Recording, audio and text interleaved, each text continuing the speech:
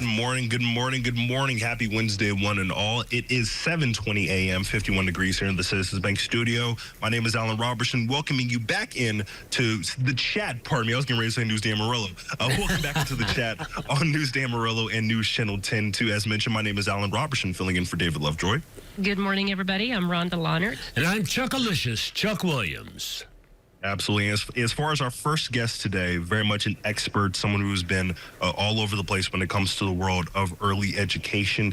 Very much an important thing. I'm not sure if there's such thing as spring breaks when it comes to the early childhood and early childhood centers and things of that nature, but still very much a whole slew of informative things. We're joined by Miss Amber Jane joining us today. Amber, how are we doing today, ma'am? I am amazing. Happy Wednesday. Thank you for having me. Absolutely. Chuck, you got the first question? Yeah, Amber, I talk for a living.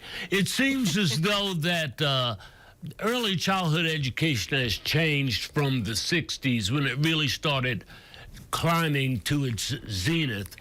Are we going more academically with ECE, or are we going more reality, play, et cetera, et cetera? I think I started, when I was 19, I started teaching. So I've been in the field for almost 30 years. And I think at the beginning, it was more academics. Okay. And I think we've pulled back. I know I have.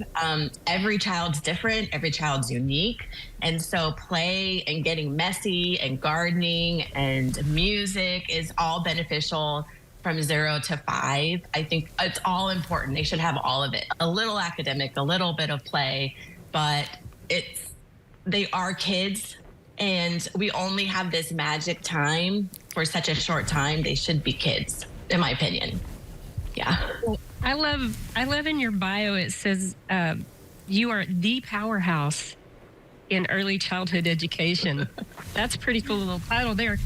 So talk to us about what are the top 3 things that we should be looking for in an early childhood experience for our little ones, grandkids or, our children. I actually have 4, but I won't talk very long.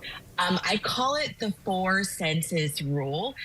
So when you walk into a center, either it's a home daycare center or a larger center, how does it look? Like, is it clean? Is it organized? Is it overstimulating? Is it calm? So my first thought is, how does it look? How does it smell is huge. Right. Okay, teaching little ones can be a messy job, but how does it smell? Does it smell dirty, or does it smell like highly like bleach, or does it smell really good? Like, the smell, you want it to smell really homey and good. How does it sound? Are kids laughing? Are they engaged? Are the teachers engaged? Is there music on in the background? And it just sounds really fun. And I will say, as you tour schools, give some grace, because sometimes there's a newbie starting, a new little one starting, and they are, absolutely crying. But, the sound should be fun and engaging. And then lastly, how does it make you feel?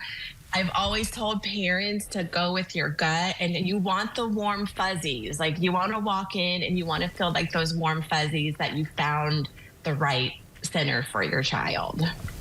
Absolutely. I mean, even with some of the, I guess from the outside looking in, at least, even with some of the little things that you had described about, how rooms are smelling, like the certain decor and the vibe, for lack of a better word, pardon me. Yes. You've definitely had quite a bit of experience when it comes to the things to look for, the things not to look for. You mentioned a little bit about, just a little bit ago, about your full-on experience and how long you've been involved with teaching, especially when it comes to early childhood sides of things. Talk a little bit more about your experiences and the steps you've taken along the way to where you are today. Mm-hmm. I started teaching at 19. I've always loved kids. I opened my first preschool in my home. I was 23 years old. I just had my first son. He was 7 months old. I thought I was going to be that stay-at-home mom, and then I realized I don't know if I could just stay at home. So I opened my own preschool. I had no idea what I was doing. I didn't even know what entrepreneur was, but I loved it. And my little preschool went from 4 kids, 2 were paying and 2 were free because, we can't start a classroom with no kids. Right. And then in 6 months, I went to 48 kids. And then it just grew from there to bigger centers. And I say I'm like a mom turned CEO. It's in my blood. So I've been in the field for almost 30 years in all capacities, teaching, directing, owning. And I still have 2 schools today, and I'm more hands off now. I do coaching, but I love it. It's in my blood. I just love it.